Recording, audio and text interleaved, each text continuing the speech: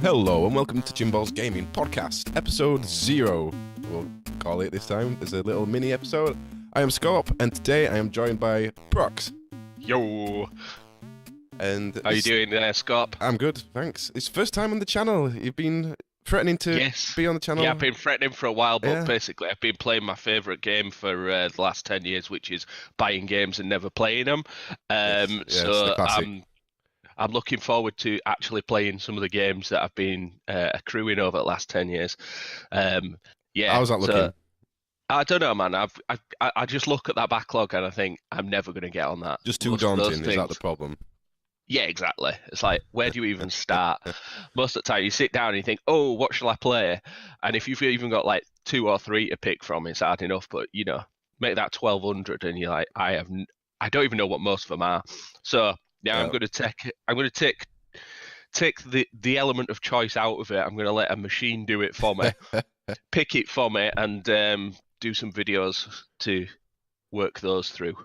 Right. Well, this is actually going to bring me on to a point, is that, so my Steam backlog's nowhere near as big as yours, but it's still quite hefty, maybe 300 games or something, and I still buy games. I recently bought, what's it called? Little Nightmares, which I keep saying I'm going to play and never do, and some other things as well. And the only game I've recently played on Steam is Lego Lord of the Rings, and that was free from Humble Bundle. Yeah, from Humble Bundle, and all these games I've bought in the last sort of 2 months, I've not played, like 10, 20 games or something. Get one for free off of Steam, and then we play it. Yeah. I find myself getting really excited about buying a game. I'm like, oh man, that's cheap. I'm going to get that, and I'm going to play that. And then what happens is I don't play it immediately. And like even a week later, it's like it's just like some food that's been left out on the side. Definitely. It's like, no, that's no longer appealing to me. Even though I've been wanting this game for months. I've been like on the fence about getting it. I pick it up for maybe half of the price that I would do somewhere else. Yeah. And then it's like, yes, this is perfect. The moons are aligned, and actually, no, they're not. And what I end up doing then is playing Civ 6 again, which is what I do classic. All the time. You know, similar to you, you know. I've got all those games, and it's like, nope, Civ 6, that's what I'm playing, even though there's all these ones, and even though I know it pisses me right off that I haven't actually played any of them. Anyway, this is what it is. So, hopefully the video series will address some of that. Good. I'm looking forward to seeing some of your stuff. I'm also hoping you do a Civ 6 video for me, because I know nothing about Civ at all, so it'll be quite nice to see. Because I recently did a video going back to like one of my favourite games, a video for Organ Trail, which is not released yet, so watch it when it's released. People out there in blogosphere or whatever, I don't even know where they're posting this video to YouTube and things. It may never even see the light of day. We'll see. And I watched it back, and I was actually I quite liked watching this one back because I was just explaining all the little bits of mechanics and things. This is actually good. I'd like to hear. It made me think of you actually. I'd like to hear what you would say to like a game that you've played a lot. You know, Civ 6, why you play it and why you keep going back to it. You know, I could do that. The only thing with Civ 6 is it's painfully slow. Right. You know, it takes you 10 hours to do a playthrough of a full game, and most of it looks the same for the rest of it. I don't particularly think it's a good video series. There's some peeps who could do like good video series all on Civ, but they're more geared towards people who have played it. Honestly, I think for a new player, trying to make Civ look interesting to a new player is a challenge in itself, right. I think. But hey, I'll give it a go. Is there a Civ that is like more beginner friendly? Or probably the newest one. Probably Civ 6 is probably the most beginner friendly of all the series. And hey, I don't want to spoil all the videos, but you know, there is consternation in the Civ community about whether Civ 6 is a good game or not. A lot of them are like, I really love Civ 5 and still play Civ 5. There's some that even still play Civ 4. But is this the same sort of argument as a Star Trek fan would have with Star Trek Disco? I think possibly, yeah. I think that's it. I think you get used to something, and then it's like, oh, I've been used to this. Because like Civ 5 was around for 10 years or something before Civ 6 came around, and so people have been playing it for nearly 10 years. But Civ 6 change is bad. Change is bad, exactly. But Civ 6 has been knocking on the door for 3 years, and I'm still playing it. I've got like 400 hours on it on Steam at this point. Hey, yeah, I'll do an intro, a Civ vid. We'll see how it That'll be goes. good. Mm, So moving on to our actual first topic, we just yeah, deviated yeah, there quite a bit, which is quite nice. that's all good. So Red Dead Redemption 2.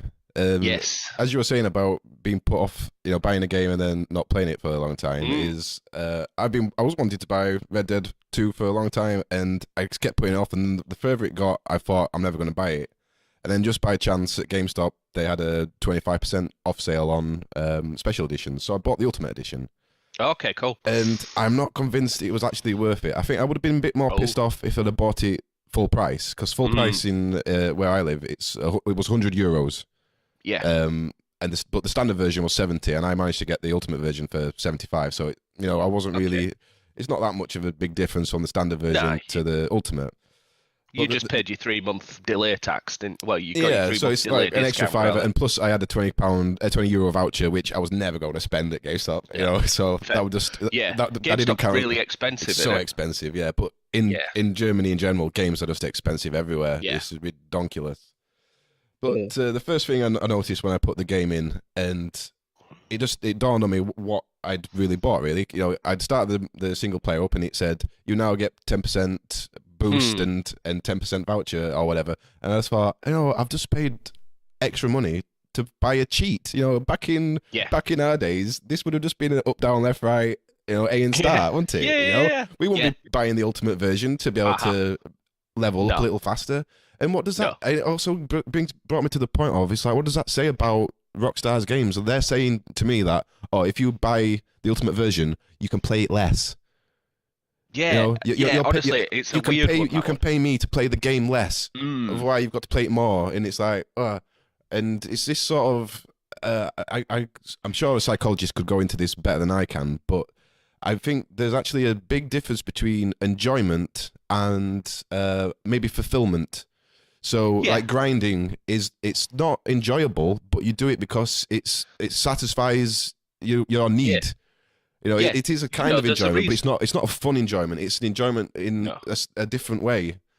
Yeah, there's a reason in like loads of RPG games that your early levels you level up constantly because otherwise you don't get the satisfaction of leveling up. If you've got the same sort of multiplier assigned in level 1 as you do in level 60, no one's ever going to go to level 2 because they're not getting the satisfaction of leveling up. And I think Yeah. what you're saying about like the Red Dead 2 premium editions is probably along those lines where it's uh, we want you to get you to the stuff that's a bit further in the game quicker. But realistically, like Red Dead 2, that's a funny one for me because I bought the normal edition. I bought the normal edition on release day. Um, and for me, I could have got one of the more premium editions, and I chose not to for that reason. Because when I looked at what you actually got, I was like, but that's just like another horse. Well, It's I'm not a not really lot. It bothered. literally is the bare minimum, and Yeah, it's like you get a few extra guns on. yeah, Well, I'll talk about the multiplayer part now. Actually, so you get 3 extra guns, which you will get eventually. You get a nice horse, which mm, again is nice, but there's nothing there that's really screaming. I have paid extra money for this. okay, Um, so like I, to counter that, right? So I've just said I've got the normal edition. Online is a pain in the dick to get stuff. It really is. It's like to get guns, you have to level up a lot. mm, To level up a lot takes a lot of time. To get extra horses, you need $500 to get a second horse, and basically you're going to want a second horse at least because your first one is not much better than the scrawny nag they give you if right. you lose your horse. So you're going to want at least one horse and you're going to want some guns. So actually, it's just getting you started on multiplayer a bit. I mean, I Mm. guess you haven't got the kind of comparison to go Yeah, that's with the of like problem. That is knowing the the big problem. grind. Is I can't picture Yeah, it. you But did. like I said, if I think I looked and the horse is an exclusive one, so there's nothing I can't Okay, really directly compare it. But I had a quick look of stats, and stat wise, it would an equivalent horse would have been 18 gold, and I've no idea okay. how long 18 gold would have taken me to grind, but probably a while. Are you And never going to grind gold that like right. that? I They gave some gold for like being an early player on the beta, but you're never going to grind that much gold. You're going to have to buy gold to get You know, Right, I well, you see. have to buy gold basically. You can grind dollars, but you grinding gold is just that's a never-ending task. I think you're lucky to get like partial nuggets. Yeah. So So yeah, maybe I've done all right with that. Yeah, yeah, I'm a but bit torn it's in whether you're places. asked, you know. It's well, yeah, it is. Yeah, it's like I say, is if I'd have paid full price, I would have been a bit annoyed, but Yeah, I got some money I off, mean, so it wasn't so bad. in fairness, And like so, plus, I am glad go it's on, going to sorry, save me a bit of time because I don't get a you lot don't of have a time lot to of play time. online these days. So it's nice to just already have some of these things there, so I can enjoy it a bit more. And I think So that's where games are at these days. Like I know you and I have spoken before about our differences on the GTA DLC model. Like for me, I am very much in a minority that I actually think Rockstar's approach to unlocking content in GTA is all right. You know, for my money, and this is the controversial view that not many people share, it's instead of paying for DLC, you pay, they make the players who want things to pay for them so that everyone can have them.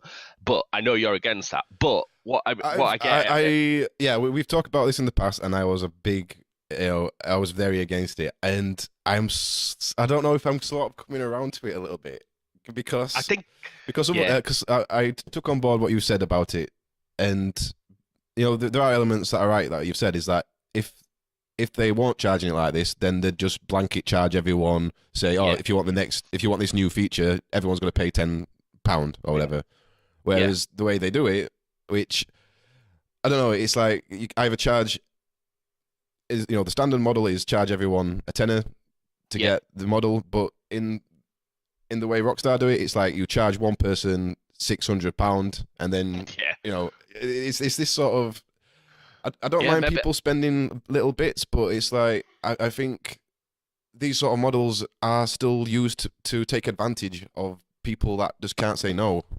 But yeah, should I that be my agree with that. concern? I mean, people should, sort their own lives out, really. I mean, you can't just control what everyone does. If people want to spend £600 on in-game shit, who am I to stop them?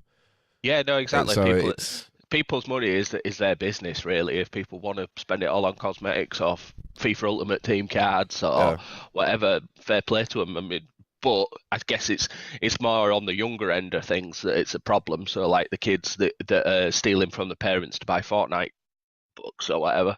When I think about the GTA stuff, so GTA is a game only for adults anyway. I mean, let's be fair, allegedly. kids do play it, but they shouldn't. And I have no problem with it being centered around the idea that, adults do play this, and therefore, if an adult wants to pay a certain amount of money, so that, because for me, you can see looking at my cam, I'm an old man now these days in gaming speak, and it's like I don't have that much time. I do work a lot, and when I'm not working, I want a game, and when I want a game, I want to play the bits that I want. So I've got no problem dumping down 30 quid on. Hmm. I think I paid 35 quid for 8 million or something when it was reduced on GTA. So I had enough to buy a yacht, for God's sake. I mean, that's awesome, right? And not everyone can have a I did yacht. And actually. I'm not telling anyone this yet. I did actually buy a great white shark, not a great white. I can't remember how many. Megalodon or something. Only 2.5 million because it was reduced. And Okay. I thought, and the reason I bought it was because they'd given me like £1 million for free just by logging in because they had some event Yeah. on, and then they had a hanger for sale, and I'm like, oh, if I don't buy it now, then it's gonna go up twice the price. Fuck it, I'm gonna buy a card and just get it. And I'm Yeah. like, okay, I'm happy I did that because I think the game it changed my mind about this sort of how to deal with DLC is probably Rainbow Six.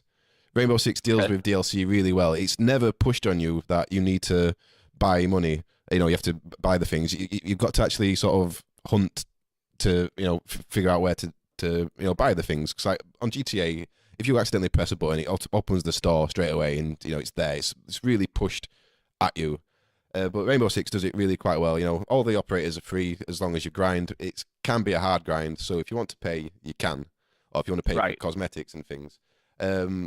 It's hard to explain, but I think if you saw it, it's a really good model how they do it, and they're now on to the fourth season, and I bought the fourth season 4 pass, just because I enjoy playing the game, and I think my mind now is that if I don't give the developers money, then they're going to stop making the game.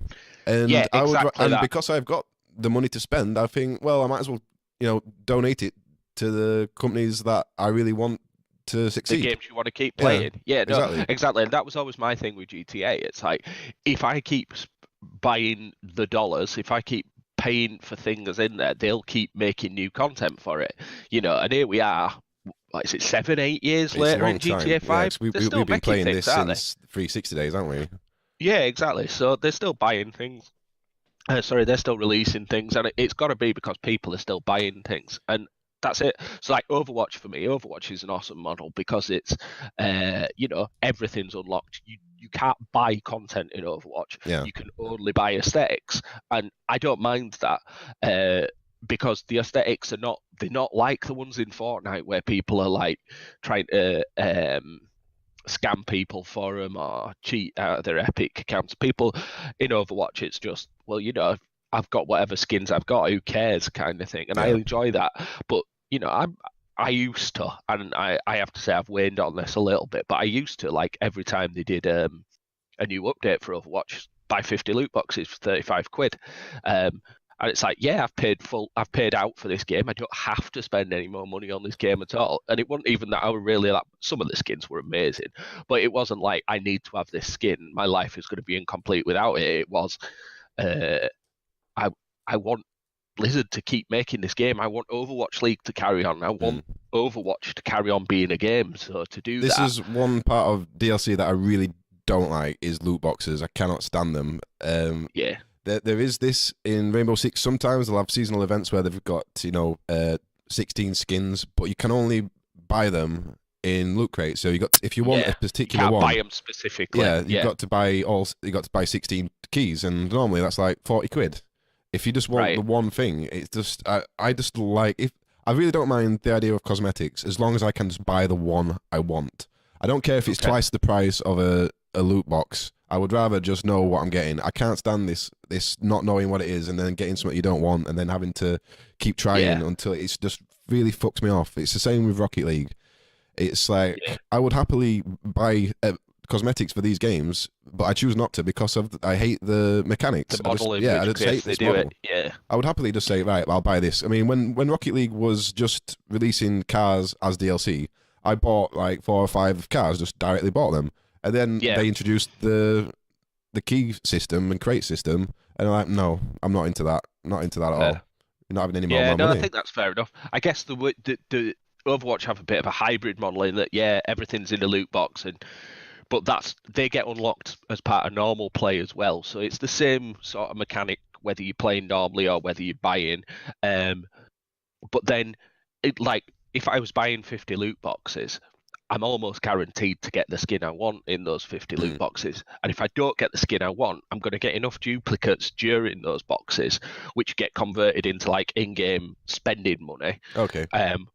That you can then use the in-game spending money to buy the skin you want. It's like normally 3,000 for a legendary when it's on thing, but you would normally get around 2,000 out of 50 loot boxes. Right. So, it swings and roundabouts, but I would normally end up with the skin I want. It doesn't say, but I just don't think they can come up with a model that really works, because there was like Uproar, they did one skin for Mercy, and they did that as a just outright purchase, and it was like $8.50, but all the proceeds went to charity. It was like a cancer charity. Yeah, I saw this one. I remember this. Yeah, but a lot of players were like, "Well, I'm not paying for that," and so it's like it does feel like there's no one system that everyone's happy with. Yeah. So I've got a feel for some of the How does publishers on these. Does Overwatch have a trading system at all? No trading at all. This is one thing that really annoys me on Rocket League is anytime you start a match, there's just everyone just begging to trade. And it's like, shut the fuck up. I just want to play the game. I don't want to have to go into all this meta, about trading skins and I don't know. It did ruin my enjoyment for Rocket League that a little bit. I still play it every now and again, but not to the same extent as I used to do. Yeah, and I think, same with like Team Fortress 2 or whatever. These are where these beggars come from, and this is why you end up with this horrible little black market. FIFA's same, isn't it? Yeah, it is. Yeah, I mean, I had my Amazon hacked, and they bought only FIFA football coins or whatever the fuck they're called. Yeah, they didn't even buy very many, did they? They It's like they bought didn't even two. do a That very good they job at started off. hacking you. Yeah, they started off with buying the smallest pack, and then they bought like the medium pack, and then I noticed. Yeah, I noticed Mm, that there's something going on and got it blocked. But yeah, it's just yeah. like what a strange thing to buy. But I suppose it makes them money, you know. Yeah. So, well, that's Stick it because stick them it's all on G2A, and by the way, fuck G2A, fuck you in the yeah, face. yeah, agreed. Fuck G2A. Yeah. Yeah. But yeah, no, because there is a massive black market on FIFA stuff, and it's stupid, absolutely stupid. You have basically next to no chance at packing like one of their stupidly good player cards. I think some YouTubers tried this recently. They had some they released some like ultimate packs or something, and they They dropped change like them every month. they dropped £1,000 on these packs, and I think they didn't get any, or No. one streamer didn't get any, and another streamer got one, and they'd Yeah, which spent is a nuts. £1,000 each on doing this, something stupid. Which is absolutely nuts. And you compare that to like what I just said about Overwatch, where 35 quid will pretty much guarantee you any of the legendary Mm. skins that you want in one way or another. That's nuts. And what really sort of grinds me on the FIFA stuff is it's got such a short shelf life as well. It's Yeah, it's a 9 months, year only, really. if you buy it on release, you've got 9 months, 9 months of playing it before everyone jugs off and goes on to the next one 9 months later. It's insidious for me. I This just don't, I'm not having it. FIFA is one game I really think should become a service. You know, instead of buying the game, you just pay, let's just say 10, well, probably not 10 a month, but €5 or £5 a month, and they just constantly update it. There's never a new version. It's just always FIFA. Always yeah, on. they'll just keep updating it, making it newer, adding the players and things. I mean, it just makes sense because they just release one every year, and I know it probably makes them more money this way, I'm but going to say I think it'd it be makes nice to sense as a keep their player consumer to make base. it a service. Makes sense of a consumer to do that, but from their point of view, I think it might be something they consider in the future because they started with the EA Access, and I think like FIFA's are on EA Access. They are, yeah, and they do. They turn up about 3 months before end of the season, I think. So I think it would totally make sense for this to just become a service, and just Yeah. get people to subscribe, and they just always have the latest version. They don't have to dick about having to keep buying discs, and then the CAX every year is not flooded with 600 copies for £1. 99p copies. Yeah, exactly. Yeah, but from their point of view, they are able to sell those copies of games for 65 quid a pop. True. Every year, and they number one in the charts, all formats, every single year. So it's until the market changes, until people say no. Do you know what? No, they're not gonna. I mean, I remember playing. I played FIFA very, very casually, and I remember playing the first one that had FIFA Ultimate Team in it and thinking, this is cool, get to make like a fantasy football team here. But it didn't have purchases, or if it did, they were not shoved down your throat. And it's just changed. Everything around FIFA is around FIFA Ultimate Team now, and it's all around getting you to buy stuff. Yeah. And it's just, it's wrong because you've got no chance of getting the good stuff. The good stuff only lasts for it's transient at best anyway. And the whole game is no longer about playing the matches of football. It's about, packing these games, and you may as well play like Hearthstone or Slay the Spire or something, Yeah. Don't know. I think if they did a service-based FIFA Ultimate Team that was just the cards and no actual playing of games, and just who could build the greatest football team of all time with no actual way of saying it apart from pointing and saying, "Look at my greatest of all time," whatever, Luka Modric card, 99 rated, then who cares anyway. So we have deviated quite a lot from Red Dead Redemption there. We have deviated somewhat from Red Dead Redemption, but good talk though. Yeah. Moving back onto Red Dead Redemption. How are you finding it? Have you completed the story? I have not completed the single player storyline. I was playing it last night. I'm on chapter 6, which I expect to be the last chapter, given what's going on with my character. No spoilers, but I expect it to be the last chapter. Although I am aware, having so my girlfriend has played it and she's completed it, and I know there is an epilogue afterwards. So I've still got quite a long way to go, even though I've jammed it through to chapter 6. And anything annoying you so far? Is it a good game, or is it just? It's a good game, and I still want to play it. It's it's a funny one because I feel like it's dragging, even though I'm enjoying it. But then I felt that way about the first. I was gonna say, did you play the first one? Is as soon as you got to Mexico, it was just end the Mexico fucking game, just end the game now.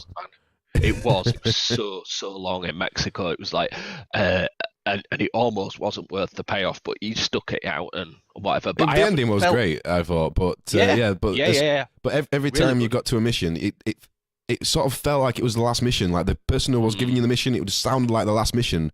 And you go and do it and come back and oh, by the way, I've got one more thing for you to do. Oh, by the way, can you just do this? I'm like, oh, just shut up. Just finish. Shut up and end this. It's fine. It's okay. This is another reason what put me off of getting the second one is that games are so long these days. I just like my games to be quite short. You know, a nice story which is less than 10 hours or something is perfect for me. I don't really enjoy this 60 hours of a game. But this is what sort of consumers have demanded is like, oh, this game will only 12 hours long, blah, blah, blah. Yeah. Well, you see it in comments on Eurogame all the time, don't you? It's about like, it's like, oh, if this game only lasted 3 hours, therefore it's not worth anything. It's like, exactly. I'd rather have 3 hours that I really enjoy than 60 hours as drag. I don't think RDR 2 is 60 hours of drag. I am enjoying it. I would want to complete it. I'm still into it enough that I want to do it. But I am definitely with you on the shorter thing. I would much rather be able to pick it up and play it for a quick go. That is not the case. It's not a game that you can just pick up and play for half an hour. You're not even going to get anywhere in half an hour, really. So, from that point of view, it's not a game for all times. But when you've got a couple of hours to play, then I'm enjoying it. There's enough variety. I never seem to stick to story missions. So you just wander around, do your own thing. Yeah, I've done a load of side missions. I've done a load of like hunting. I've done a load of skinning. I've enjoyed the single player more than I have the online. Oh really? Because I've mainly played the I think the single player well, it's still snowing, so I can't be that far into it. Okay, chapter 1 then. Yeah. Still chapter 1, but I have played a little bit of the multiplayer, maybe a few hours of the multiplayer, which is nice and everything, but I have got some small like gripes with it, because it doesn't seem it looks beautiful, but it just doesn't seem as polished as I expected it to be. It's like my horse keeps getting stuck in cactuses and shit. And we had a mission where I had to take a cart with horses, and literally within 5 seconds, I got stuck on a little rock which killed one of my horses and sent me upside down. And, you know, it's like all these little things like, we're playing a Western. They should have realized, you know, these objects that are in the way, we need to, like, path around them. And I don't know, did you ever play GTA Online when it was first out? And, you know, when you used to get your car delivered by the mechanic? Yes. Because now it just spawns somewhere, doesn't it? Which is easy. Yeah. But when it used to be the mechanic who used to come and drive it, he could just go fucking anywhere, couldn't he? He was batshit crazy. Yeah. That's what my horse does. On top of it. Yeah, it can do that for sure. So I'll whistle my horse, and he'll come running, then he'll get stuck, and then he'll run the opposite direction, and you're like, this is the same AI as the mechanic from GTA. It's the same engine as GTA. I mean, it's really obvious looking at it. It is definitely the same engine as GTA. It's just being reskinned for ponies. But there are definitely moments of that kind of weirdness still with the horse, because I've like died on top of a mountain, say, and when I get respawned, I come back down, I whistle my horse, and my horse is now down on the bottom of the mountain. But, you know, geographically, it's within 50 meters of where I was, or something, I guess. But actually, it's about 400 feet down the cliff, so it's not really within 50 meters of me, and there's no way of getting it. So basically, they've implemented 2D pathfinding in a 3D game. It does feel, yes, it does feel that way sometimes. So there are some oddities like that. I mean, I definitely take your point. Sometimes you end up right at the cliff edge, or just actually flying over a cliff edge without any kind of warning. But I mean, I've never ridden a horse. I don't know how realistic that is. I don't know how realistic it is that a horse would just stop dead on the edge of a cliff. And bringing up like Red Dead Redemption 1, I did manage to drive my unicorn off a cliff on one of my videos. So yeah. So yeah. Rest in peace. Rest in peace, Pegasus. Sounds fun. Yeah. Yeah. And another thing that annoys me a little about Red Dead Redemption 2 is the shops. It's like, oh, here's a catalog, mate. Read it. Like, what? Why can't I just browse the stock? Why ain't why ain't the gun shop like the gun shop in GTA Online, where I just go and look at what I want and then buy the bullets rather than have to open a book, go to the ammunition page, try and work out which ammunitions for the guns that I own, and then buy it. It's just the catalog's a bit of a weird metaphor actually, because clearly they've got all the stock because you can buy it and it just appears in your infinitely large satchel. But yeah, I don't know why. There's some shops it has like some of the items around, and it's like, yeah, but it's all the stuff you're never going to buy. You know, you're not going to buy whiskey from a shop because you pick it up all the time. So yeah, don't know, weird one, that one. Yeah. Yeah, I'm sure I'm going to enjoy it. It's a Rockstar game. It's they know what they're doing. Do you know what? I think we kind of focused on some of the weirdness there, and there is plenty of weirdness there, and it's not as polished. I'm very hypercritical of it, but it's not as polished as this bugbears. And another thing that has annoyed me is the controls. There's something wrong with the controls. When your camera's not facing the right way, the horse goes in the wrong direction. Definitely. I'm sure it's not right. Like if I was playing it Red Dead Redemption 1, if I press to the left, the horse should be going to the right if I'm facing the wrong way, because it's going anti-clockwise. Whereas it seems to be based on your camera position in Red Dead Redemption 2. It does, yeah. Which is it's that I've never known a game do it like that other than RC Racer on exclusively the Amiga or whatever. Yeah, I mean it's one of those things where you get used to it after a while, but then you play something else and you're like, what the hell? Yeah, that's a weird one. And also when we talk about weird controls, the weapon selection screen and the item selection screen and the horse item selection screen is all kinds of fucked up. You've got to hold the left bumper, then you've got to keep it held while pressing the triggers to scroll through it, and then there's a lot of buttons. And then you accidentally pick up a fire bottle and then drive past someone and they start losing. Yeah, shit, I was trying to do something in one of the early missions, and I was trying to go through the menus and accidentally ended up shooting, which blew my cover, and I just got obliterated. Like, bollocks. Yeah, it happened. Those kind of things, those are weird. But that said, there's so much to like about Red Dead 2 for me. There really is. I've always liked games where the stories come from within, and it's not the stories that the game tells you. I think the mark of any good game is that you're able to kind of just retell a little bit of a moment that meant something to you that was just randomly picked out of the game. So like for me, I was like riding out of, I think it was Saint-Denis, and I was riding towards somewhere else, and I just saw this farmhand with this massive dirty grey ox, and I was like, this was quite early in my game. I'm not giving spoilers here, but this was quite early in my game, so it wasn't like I'd seen many ox, but I'd been doing a bit of hunting. I was like, that ox, it's gonna take me a while to come across one of those in the wild. I'm just gonna stealthily, I'm gonna be a real badass rustler. And so like I waited, I just rode behind, and then I ran on and hid in the bushes a little bit. Came out, shot the farmhand in the head, then lassoed up the ox, and then got a nice clean kill on it for a perfect skin. And it's like, do you know what? That's quite a nice. I enjoyed that, and that was just a moment that the game threw at me. And I think there's plenty of those kind of things in Red Dead 2 where it's not the stranger missions, it's not the main story missions, it's just this is the environment and this is how it is. And I enjoy those kind of things quite a lot. We were on, me, Zach, and Al, we were playing on Friday, I think, and we were playing online, and I came across this guy called XX, some crap XX, as they do. Yeah.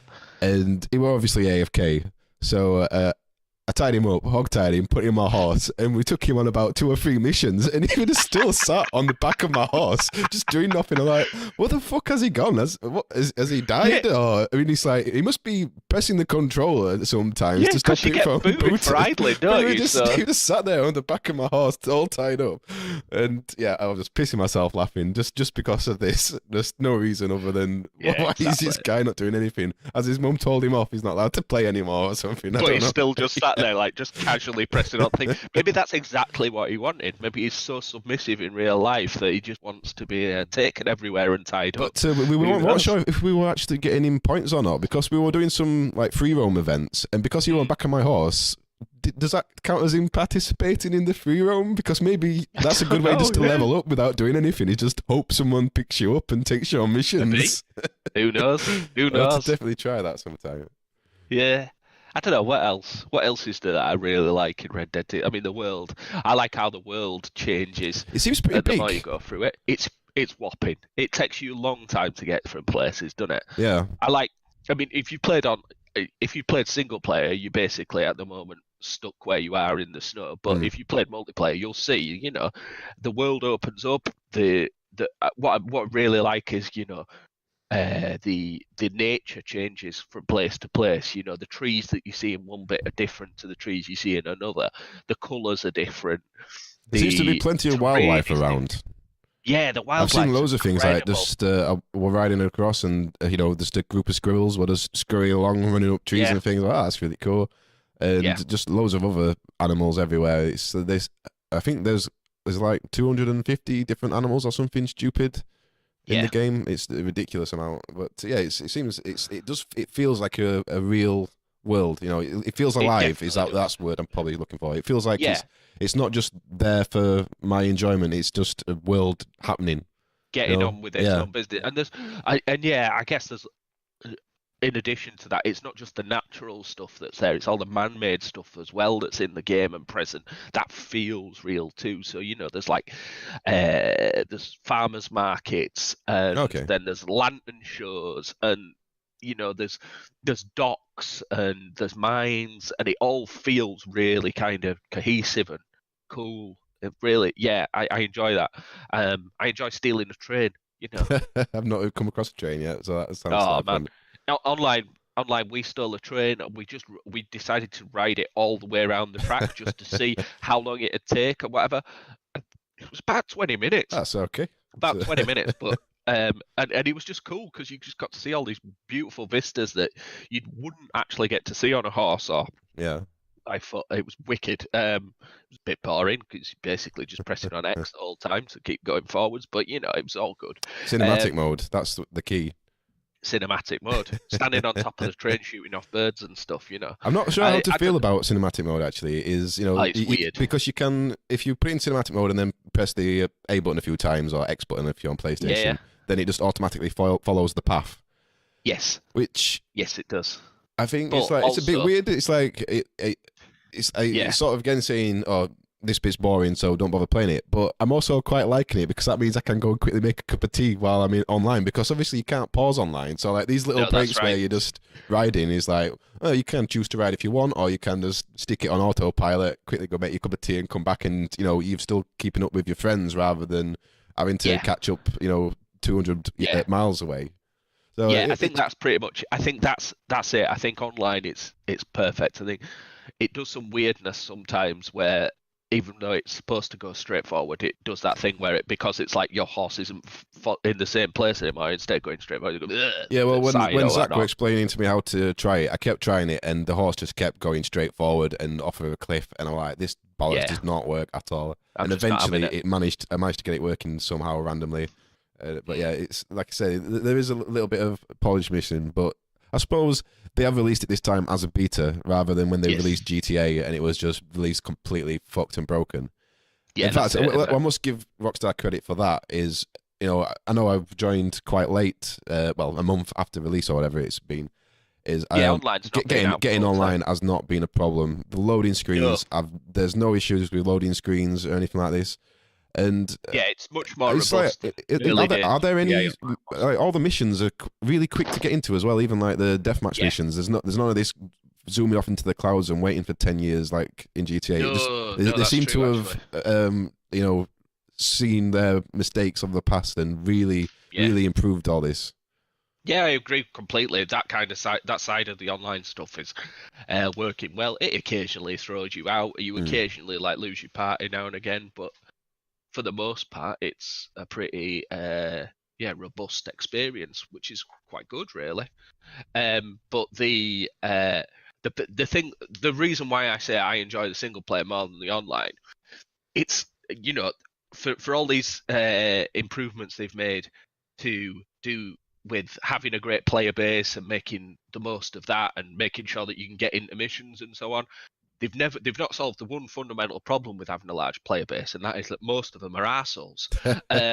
True. So Yes, my first experience of Red Dead Online was I'd got through all the tutorials, spawned into a free roam, and I'm like, oh, I'll just mosey into town, bang, shot dead straight away, instantly. I'm like, okay, it's exactly the same as GTA then.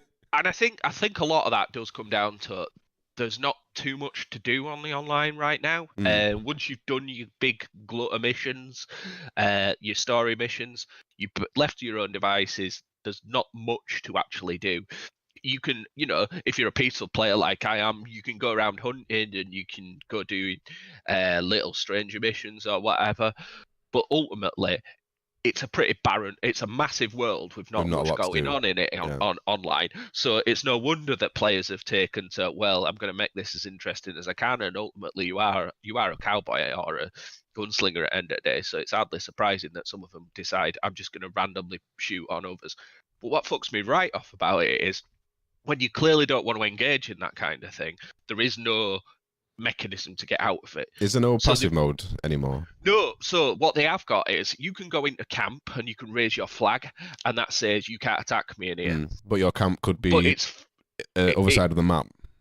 It can be other side of the map, exactly. So, but this is one thing we actually found, right? We got into camp, we raised our flag, we'd ridden the like 20 miles or whatever. You can pay to get it moved. It's like $2 or something, so it's not too bad. But we got back into camp, and these two griefers who'd been at us the whole time came into our camp, and it was quite amusing at first because the passive mode was up, so they were coming in and they couldn't shoot at us, they couldn't do anything. They were even dropping dynamite in our camp, and it was like, oh shit, are they actually going to get us? And no, it wasn't actually allowing us to be damaged. So it was like, oh, good work, Rockstar, you've and it was killing them. So it was like, oh, brilliant, we've got a good passive mode here. They won't try that again, ha ha ha ha ha. But then they ended up doing some kind of like bounty on us, which targeted us for assassination. And even though, so at this point, like we'd gone outside, we were using the opportunity to have a break. Like you say, you can't pause online, right? So we were using the opportunity to have a break. In fact, we were having tea with the kids. We came back in and found out that this assassination mission was going on. So they were able to just snipe us within our camp where our safe mode was on. Oh, right. And I'm not saying like, you should always have complete opt-out, but if you don't want to engage in that side of the game, you should not have to engage in that side of the game. And ultimately, you should be able to sit and go and have something to eat and still be online. It seems a bit of an abuse of the mechanic, that really is. That is an abuse of the just mechanic. An oversight that they've not thought about. Yeah, I guess it is, and it's just like. But then, my view as a player is, it's like, well, I am just going to rage quit at this point. And I remember, like, we did that, and we didn't go on. We didn't play Red Dead Online then for another week or something, because it was just like, what's the point?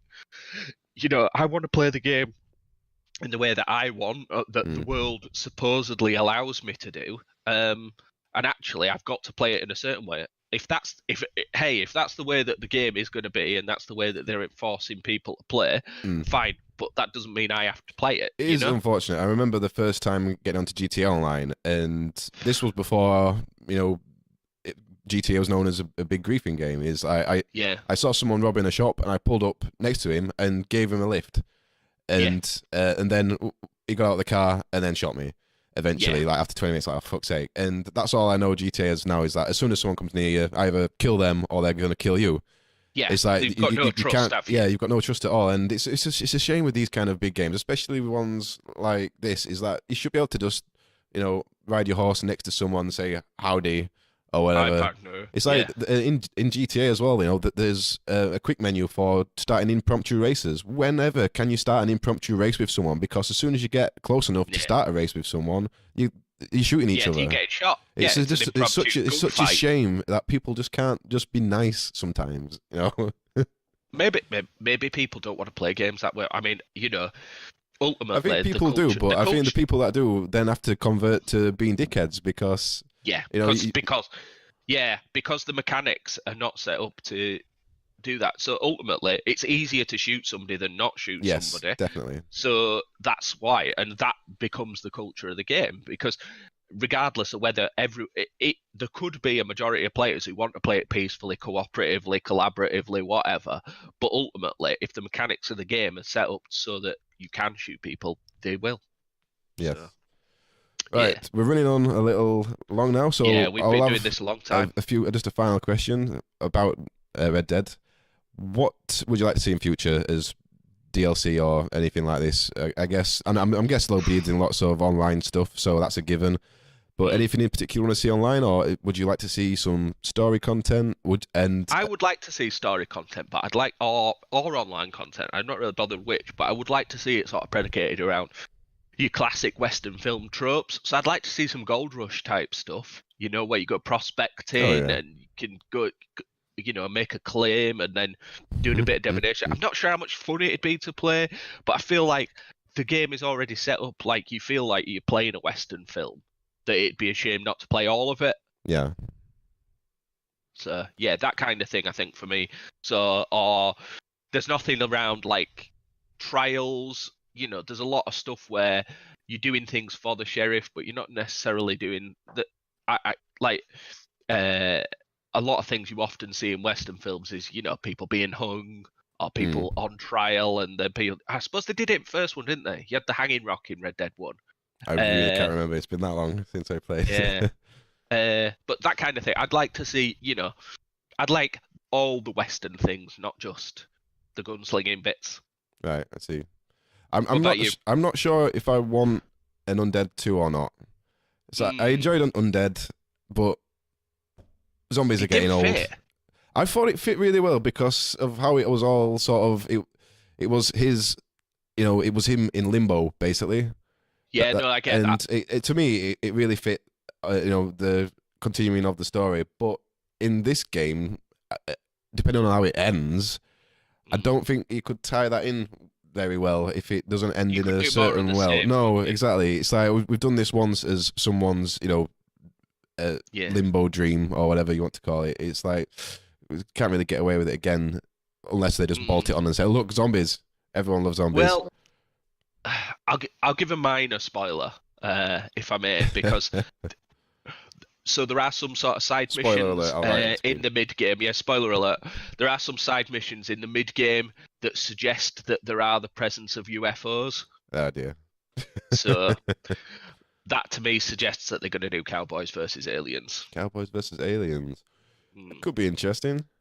Yeah, maybe possible. I still think it's going to be very shoehorned and very convoluted. It's like, you think of what the base game of Red Dead 2 is, and it's, like I say, it's gunslinging at its core, but then you've got your hunting, you've got your plant collecting, all that kind of thing. Where do aliens fit in with that? You're not going to be able to get alien plants or alien species, are you? So, maybe they're just trying to tie it in with the GTA alien thing to sort of make it the same universe. But I never got into this on GTA with finding all the alien parts and stuff. It just didn't interest me. So it didn't interest me in the modern time. I don't think it would interest me in the westerns. I don't know. I think the only thing I would quite like, just for my own reasons, is they should hide a DeLorean in there somewhere. Oh yes, that'd be amazing. That'd be amazing. Yes. Yeah. Or just like a mission where you've got to steal a train and then you've got to put the DeLorean on the track and push it up there. Or if you they do all the things I want. Like when I was saying we took the train and we took it on the whole of the track. Yeah. We were going full pelt all the time. It should have just like push and yes, definitely. And ended up in Hill Valley 1955. That would have been incredible. That would have been brilliant. Yeah. So anyway, I think we'll end the podcast there. Thank you for joining me, and hopefully we'll get around to doing more of these in future. Episode 0. Episode 0. Yeah, it was quite a bit longer than I imagined it, but all good, I think. Yeah, I think I think it'll be reasonably interesting to listen back to. Will be. We'll try and stick to format a little bit better next time. Yes, maybe we should. But, right. Good. Cheers for your time, El Scott. So, yes, Chinballs out. Thank you for watching or listening if you're listening to the podcast. Night night.